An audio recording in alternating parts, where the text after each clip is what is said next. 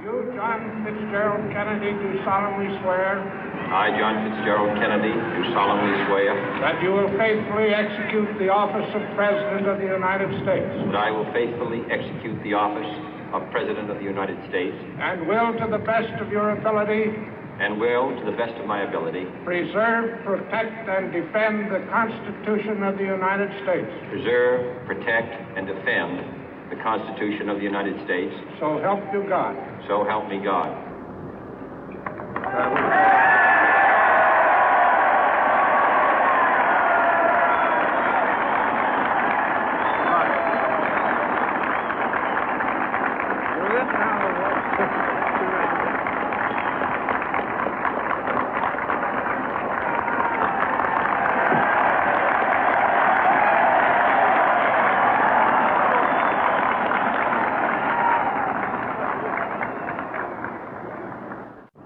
Vice President Johnson, Mr. Speaker, Mr. Chief Justice, President Eisenhower, Vice President Nixon, President Truman, Reverend clergy, fellow citizens. We observe today not a victory of party, but a celebration of freedom, symbolizing an end as well as a beginning, signifying renewal as well as change. For I have sworn before you and Almighty God the same solemn oath our forebears prescribed nearly a century and 3/4 ago. The world is very different now, for man holds in his mortal hands the power to abolish all forms of human poverty and all forms of human life.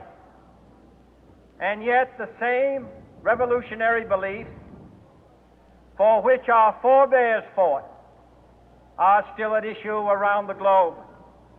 The belief that the rights of man come not from the generosity of the state, but from the hand of God. We dare not forget today that we are the heirs of that first revolution.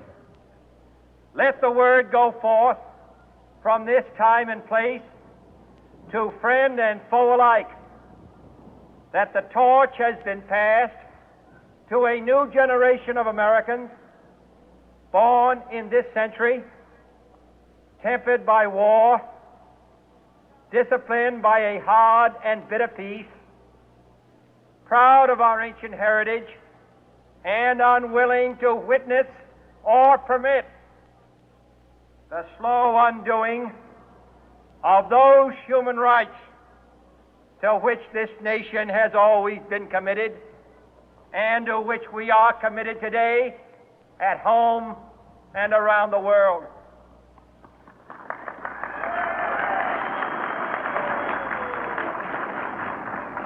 Let every nation know, whether it wishes us well or ill, that we shall pay any price, bear any burden, meet any hardship, support any friend, oppose any foe to assure the survival and the success of liberty.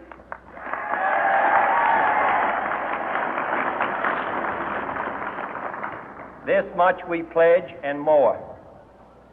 To those old allies whose cultural and spiritual origins we share, we pledge the loyalty of faithful friends. United, there is little we cannot do in a host of cooperative ventures.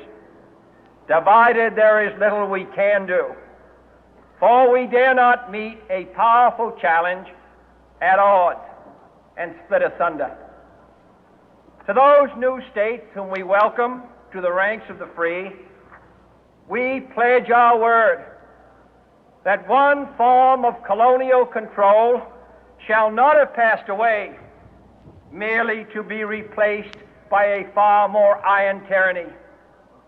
We shall not always expect to find them supporting our view, but we shall always hope to find them strongly supporting their own freedom, and to remember that in the past, those who foolishly sought power by riding the back of the tiger ended up inside.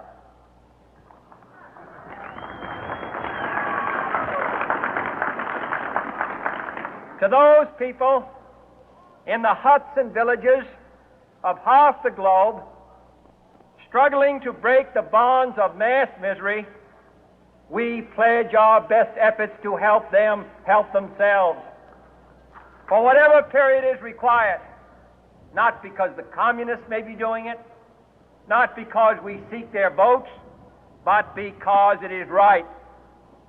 If a free society cannot help the many who are poor, it cannot save the few who are rich.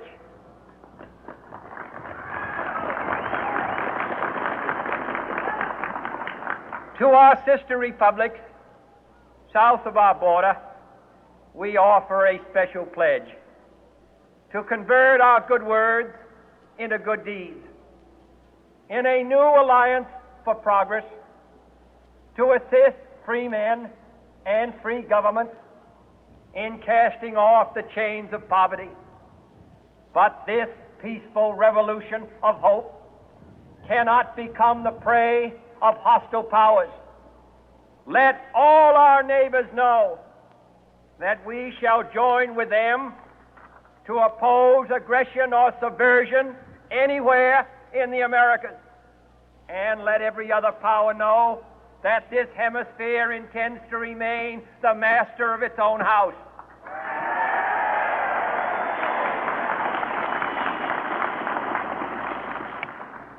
To that World Assembly of Sovereign States, the United Nations, our last best hope, in an age where the instruments of war have far outpaced the instruments of peace, we renew our pledge of support to prevent it from becoming merely a forum for invective, to strengthen its shield of the new and the weak, and to enlarge the area in which its writ may run.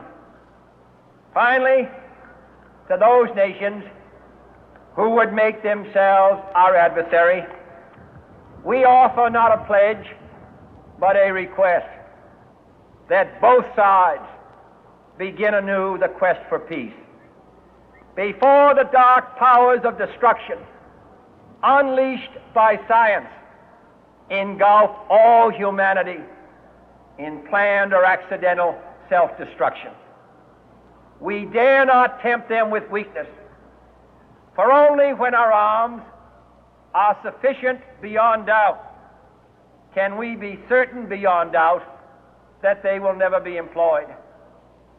But neither can two great and powerful groups of nations take comfort from our present course, both sides overburdened by the cost of modern weapons, both rightly alarmed by the steady spread of the deadly atom, yet both racing to alter that uncertain balance of terror that stays the hand of mankind's final war.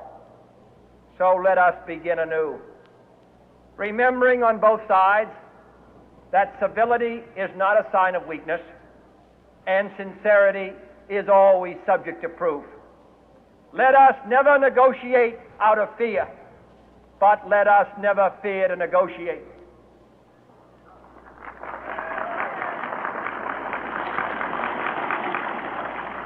Let both sides explore what problems unite us, instead of belaboring those problems which divide us.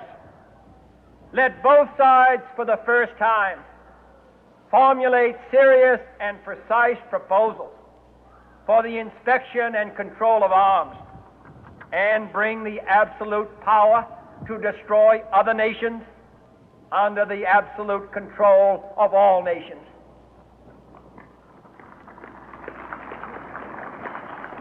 Let both sides seek to invoke the wonders of science instead of its terrors. Together, let us explore the stars, conquer the deserts, eradicate disease, tap the ocean depth, and encourage the arts and commerce. Let both sides unite to heed in all corners of the earth the command of Isaiah to undo the heavy burden and let the oppressed go free. And if a beachhead of cooperation may push back the jungle of suspicion, let both sides join in creating a new endeavor, not a new balance of power, but a new world of law, where the strong are just and the weak secure and the peace preserved. All this will not be finished in the first 100 days, nor will it be finished in the first 1,000 days, nor in the life of this administration, nor even perhaps in our lifetime on this planet. But let us begin.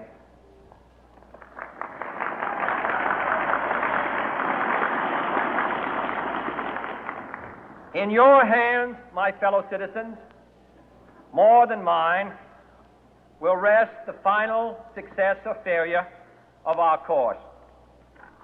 Since this country was founded, each generation of Americans has been summoned to give testimony to its national loyalty. The graves of young Americans who answered the call to service surround the globe. Now the trumpet summons us again, not as a call to bear arms, though arms we need, not as a call to battle, though in battle we are, but a call to bear the burden of a long twilight struggle, year in and year out, rejoicing in hope, patient in tribulation, a struggle against the common enemies of man, tyranny, poverty, disease, and war itself. Can we forge against these enemies a grand and global alliance, north and south, east and west, that can assure a more fruitful life for all mankind? Will you join in that historic effort?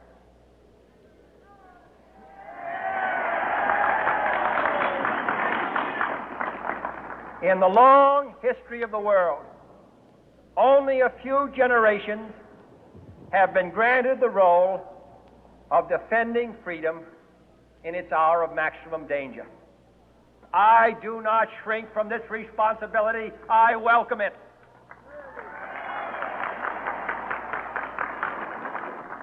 I do not believe that any of us would exchange places with any other people